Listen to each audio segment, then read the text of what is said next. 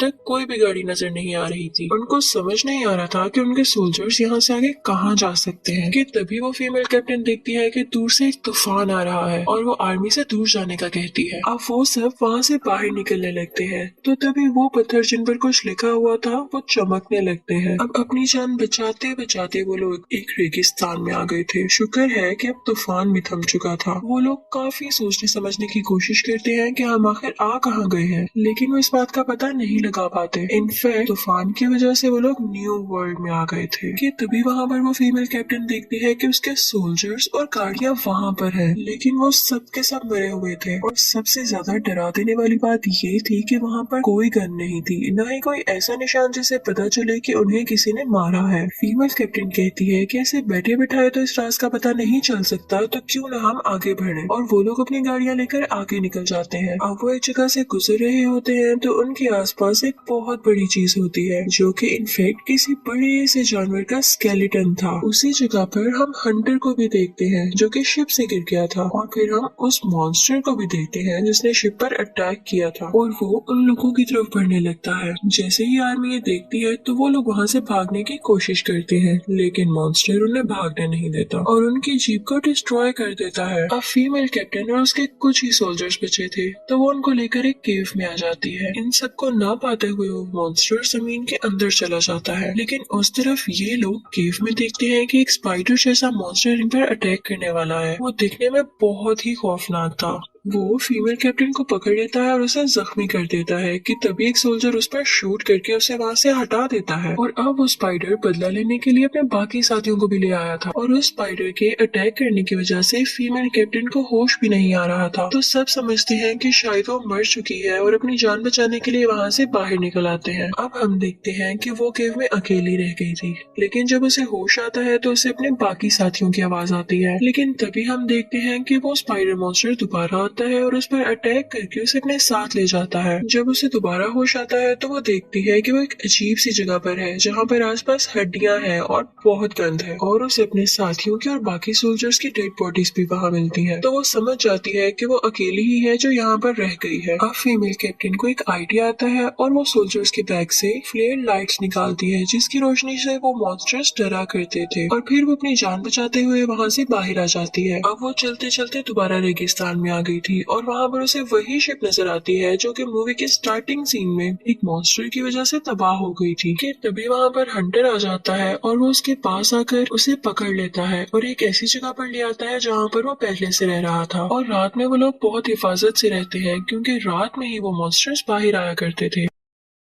अब सुबह हंटर उस कैप्टन को एक जगह पर लेकर आता है जहाँ पर दूर से वो तूफान नजर आ रहा था। वो कैप्टन सोचती है कि जैसे तूफान से वो इस दुनिया में आई तो इसी तूफान के पास जाने से वो रियल वर्ल्ड में भी वापस जा सकती है, लेकिन ये काम बहुत ही मुश्किल था क्योंकि वहाँ पर बहुत बड़ा मॉन्स्टर था जिसने वो शिप तबाह की थी। अब यहाँ वो और हंटर समझ चुके थे कि उन्हें एक दूसरे का साथ देना होगा वरना उनमें से कोई भी अपनी दुनिया में वापस नहीं जा सकता। और फिर वो दोनों मिलकर प्लानिंग करने लगते हैं। वो कहता है कि एक मॉन्स्टर ही दूसरे मॉन्स्टर को मार सकता है, और वो जो स्पाइडर मॉन्स्टर है वो बहुत जहरीला है और उसके एक टेंटिकल में ही इतना जहर है कि वो उस मॉन्स्टर को मारने के लिए काफी है, तो हमें बस वो चाहिए। अब हंटर उसको एक प्लान बताता है। वो फीमेल कैप्टन से कहता है कि देखो जब रात होगी ना तो तुम वहाँ पर जाना और उस मॉन्स्टर को किसी तरह बाहर बुलाना। मैंने ऑलरेडी वहाँ पर ट्रैप लगाया होगा और जैसे ही वो बाहर आएगा तो वो उसमें फंस जाएगा, और शाम होने पर वो फीमेल कैप्टन वैसा ही करती है। अब वो मॉन्स्टर जब बाहर आता है तो उस ट्रैप में फंस जाता है और फिर हंटर उस पर अटैक करता है जिसकी वजह से वो मॉन्स्टर मर जाता है, और फिर वो उसका टेंटिकल काटता है जिसके अंदर जहर था और उसको लेकर फीमेल कैप्टन के साथ वहाँ से चला जाता है, और फिर केव में आकर उससे सारा जहर निकाल लेते हैं। सुबह होने पर हंटर फीमेल कैप्टन को सिखाता है कि मॉन्स्टर से मुकाबला कैसे करना है, और फिर हम देखते हैं कि वो दोनों उसी शिप में जाते हैं और वहाँ से कुछ सामान लेकर उस बड़े मॉन्स्टर को मारने के लिए तैयारी करते हैं। अब वो दोनों रेगिस्तान की तरफ आ जाते हैं और उन्हें वो बड़ा मॉन्स्टर भी वहाँ दिख जाता है। हंटर एक तीर लेता है और उस पर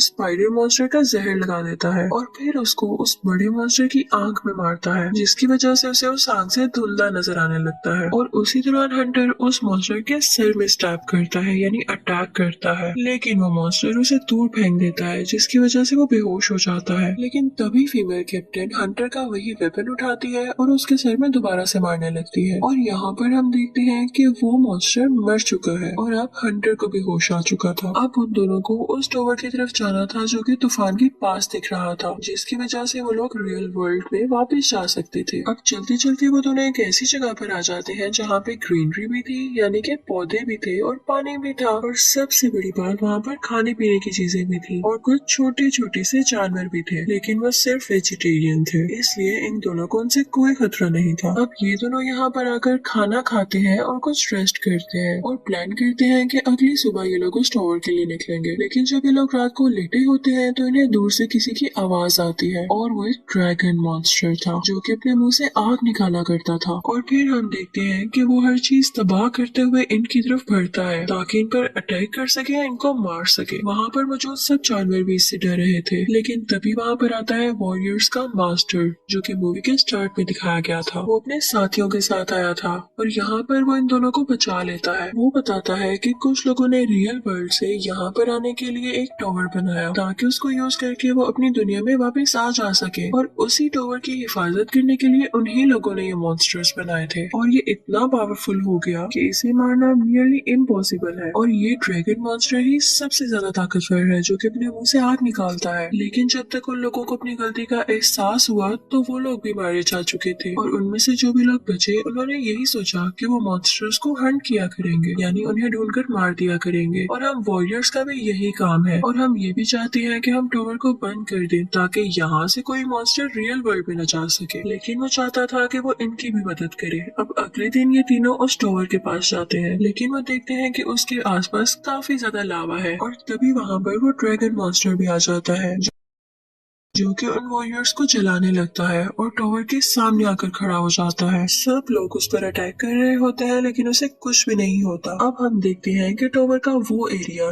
जिससे रियल वर्ल्ड में जाया जा सकता है वो उस ड्रैगन की आग की वजह से एक्टिवेट हो गया था, और इसी बात का फायदा उठाते हुए फीमेल कैप्टन जल्दी से उसमें जंप लगाने लगती है। लेकिन ड्रैगन उसके पीछे भी आ जाता है और उस पर अपनी आग फेंकता है, लेकिन लकीली वो उसमें जंप कर ही लेती है और वो रियल वर्ल्ड में आ चुकी थी। अब वो देखती है कि रियल वर्ल्ड में भी सर्च ऑपरेशन चल रहा था, यानी कि जो मिसिंग सोल्जर्स थे आर्मी उनको ढूंढ रही थी। और जैसे ही वो फीमेल कैप्टन को देखते हैं तो वो उसको उठाकर अपने साथ ले आते हैं। वो उससे पूछते हैं कि बाकी सोल्जर्स कहाँ हैं, कि तभी हम देखते हैं कि हेलीकॉप्टर के सामने वही तूफान आने लगता है और उसमें वो ड्रैगन मॉन्स्टर भी था, और वो इनफैक्ट उसी के साथ आया था जब वो रियल वर्ल्ड में जंप कर रही थी। वो इन पर अटैक करता है जिसकी वजह से हेलीकॉप्टर क्रैश हो जाता है, लेकिन वो फीमेल कैप्टन उस हेलीकॉप्टर से बाहर आ जाती है और बच गई थी। लेकिन वो ड्रैगन मॉन्स्टर अभी भी उसके सामने था, लेकिन आखिर वो कैप्टन थी तो वो सोचती है कि मैं इससे बिल्कुल भी नहीं डरूंगी और इसका मुकाबला करूंगी। जब वो ड्रैगन अपना मुंह खोला करता था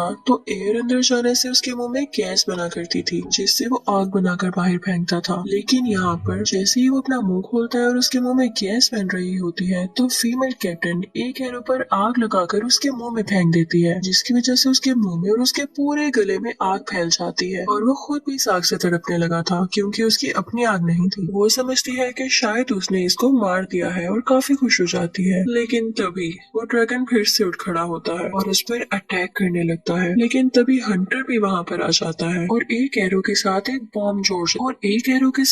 बॉम्ब लगा देता है और उसकी तरफ शूट करता है। तीर सीधा उसको जाकर लगता है और एक बहुत बड़ा ब्लास्ट होता है, और इस ब्लास्ट से उस मॉन्स्टर की नेक ही नहीं बल्कि पूरी की पूरी बॉडी जलने लगती है, जिससे वो और भी ज्यादा तड़पने लगता है और वो यहाँ पर फाइनली मारा जाता है। अब हंटर और फीमेल कैप्टन काफी खुश थे कि उन दोनों ने इस मॉन्स्टर को मार दिया था। कि तभी वो मास्टर वहाँ पर आता है और कहता है कि मैं बहुत खुश हूँ कि हमने उसको मार डाला और हम रियल वर्ल्ड में आ ही गए। कि तभी वो लोग देखते हैं कि एक और तूफान उनकी तरफ बढ़ रहा है, तो वो समझ जाते हैं कि उस जगह से कोई मॉन्स्टर उनकी दुनिया में आ रहा है। तो फीमेल कैप्टन कहती है कि हमें जल्द से जल्द वो रास्ता बंद करना होगा। अब वो मॉन्स्टर जो वहाँ पर आ चुका था वो तीनों उससे मिलकर मुकाबला करते हैं और वो तीनों उस पर अटैक कर रहे थे कि उसे मार दे, कि तभी हम देखते हैं कि कोई आदमी उन पर नजर रखे हुए था। और इसी के साथ ये मूवी मॉन्स्टर हंटर खत्म।